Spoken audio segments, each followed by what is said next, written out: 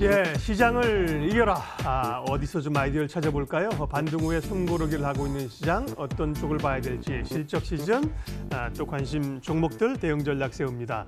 IBK투자증권 김혜은 연구위원 오셨습니다. 어서 오세요. 안녕하세요. 생각보다는 시장이 강합니다. 일단 미증시가 사상 최고치를 근접하는 상황이고, 네. 우리 시장도 중국 일단 강하고, 우리 시장은 미국 증시만 하진 못하지만 강한 흐름들인데. 글쎄요, 생각했던 것보다 조금 강합니까? 어떻게 지금 시각은 어떠세요? 네. 생각보다는 강하다라고 강하다는 보고 것보다 안 밀리고 좀 네, 꾸역꾸역 그렇죠. 올라가는 거죠. 예. 네. 강하다라고 네. 표현하기에는 시장이 조금씩 상승을 하고 그러게요. 있는 거니까요.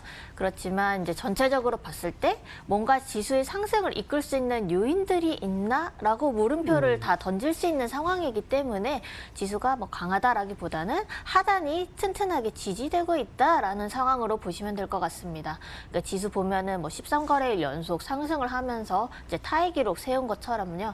아무래도 이제 지표가 개선되는 모습이 좀 나오고 미국과 중국의 무역 협상에 대한 긍정적인 이야기들이 나오다 보니까 아무래도 심리가 이제 개선이 되면서 지수에 좀 긍정적인 영향을 주고 있고, 긍정적으로 또 본다면은 외국인들이 좀 강하게 매수를 하고 있다라는 것들이 이제 지수의 긍정적인 요인다라고 볼 수 있습니다. 네.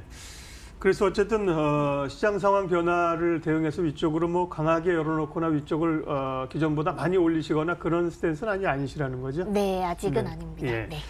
말씀하신 것처럼 주가가 오를 만한 요인이 뭐가 있겠는가? 경기, 계속 논쟁에 쌓여 있고 부담스럽고 실적 별로 안 좋고 네. 그런데 돈이 들어오니, 네, 그렇죠. 유동성으로 올리니, 외국인이 네. 들어오니 이제 그게 가장 큰 곤혹스러우면서 어떻게 보면 또 행복하면서 그런 거잖아요. 결국 이 네. 수급 판단을 좀 외국인들을 봐야겠어요. 네.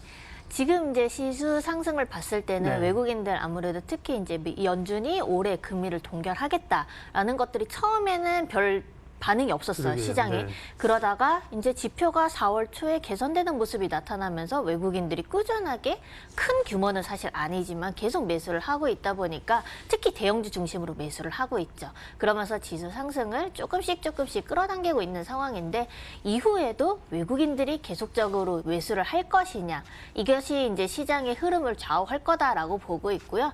여전히 저는 이제 펀더멘털 측면에서 봤을 때 부담스러운 수준은 맞고, 거기다가 밸류에이션도 계속 실적 전망치는 하향 조정되고 있거든요. 근데 지수는 올라가다 보니까 EPS 같은 경우는 하락세가 사실 가파르게 진행되고 있기 때문에 이러한 대한 부담감은 있기 때문에 지수의 상승은 그래도 좀 제한적으로 봐야 된다. 그리고 추가적인 상승에 대해서도 아무래도 상승할 수는 있겠지만 좀 상승은 제한적인 상황으로 봐야 되고, 충분히 이제 변동성이 커질 수 있다라는 거에 대해서는 좀 주의를 하면서 시장을 바라봐야 된다라고 보고 있습니다.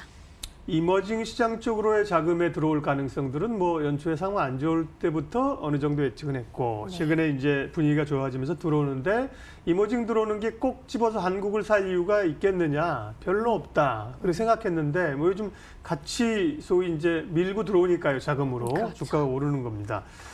예, 실적 시즌 관련해서는 어떻습니까? 전반적으로는 아직까지 부진할 텐데 그 가운데 좀 실적 개선되는 업종 섹터는 어디입니까? 네, 이전에도 이제 와서 이제 설명을 드렸는데 네.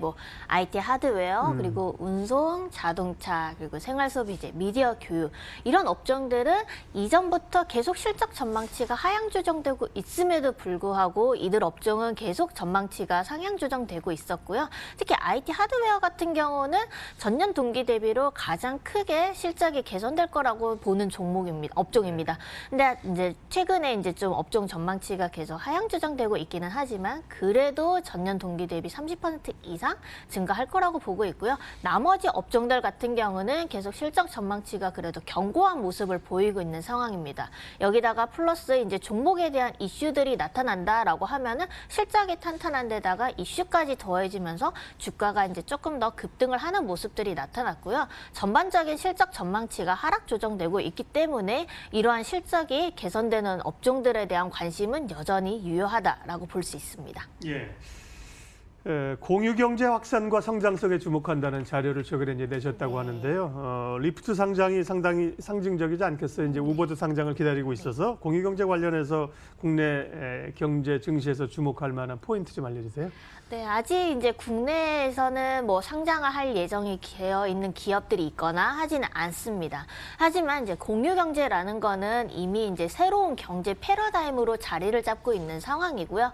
자본주의에서 즉 소유에서 공유의 개념으로 넘어가고 있는 상황이기 때문에 이들에 대해서 계속 주목을 할 필요가 있는 상황이고 대기업들도 이들과 관련된 사업 영역을 확장을 하고 투자를 계속적으로 지속을 하고 있는 상황입니다. 국내에서 같은 경우는 IT 산업이 워낙 발달을 해 있기 때문에 이런 공유 경제가 조금 더 발빠르게 확산이 되고 있고요. 인구 구조와 또 연결을 시켜서 보면은 지금 밀레니얼 세대들은 보면은 아무래도 이제 환경적으로 부모의 역량으로 우수한 교육을 받고 했지만 그 세대를 보면은 우리가 88만 원 세대 이런 식으로 이야기하는 것처럼 일자리를 얻기는 사실 어려웠고요. 그러다 보니까 소유의 개념보다는 공유의 개념으로 좀 더 확산이 되고 있는 상황이다라고 볼 수 있습니다. 그래서 이런 밀레니얼 세대가 앞으로의 사회를 주도할 것이기 때문에 공유 경제에 대한 관심은 계속적으로 지켜봐야 되는 상황이고요. 국내에서도 이런 산업이 확장되고 있기 때문에 아직까지 뚜렷하게 어떤 상장된 기업 중에서 뭐 이 기업을 주목해야 된다라는 아이디어가 이제 뭐 있는 것은 아니지만 앞으로 이제 충분히 상장될 수 있는 기업들이 많이 있고요. VC 투자들이 활발하게 일어나고 있다라는 것들을 주목할 필요가 있습니다. 네. 구체적인 아이디어나 종목이 좀 더 잡히면 다음에 와서 얘기해 주세요. 네, 일단 알겠습니다. 말씀하신 것처럼 우리가 규제 때문에 이런 걸 사실 못 빠져나가지 네. 않습니까? 뭐 일부 지금 생각할 수 있는 게 뭐 렌탈이라든지 네. 혹은 이제 또 뭐 미디어 이런 것도 있겠습니다만 예, 숙제로 좀 남겨드리겠고요. 예, 4월 남은 기간 동안에 전략 마무리해주고 가시죠. 네, 4월에 지금 시장 보면은 이제 뭐 이틀 동안은 지금 약간 이제 횡보하는 모습을 보이고 있고 4월 전체적인 시장 자체는 생각보다 좀 강하게 상승을 하고 있는 모습입니다. 이제 남은 이제 이벤트라고 할 수 있는 거는 미 재무부 환율 보고서가 아직 발표가 안 된 상황이기 때문에 이것과 관련돼서 이제 아무래도 조금 이슈가 될 수는 있지만 시장 상황에 그렇게 크게 영향을 미치진 않을 거다라고 보고 있고요.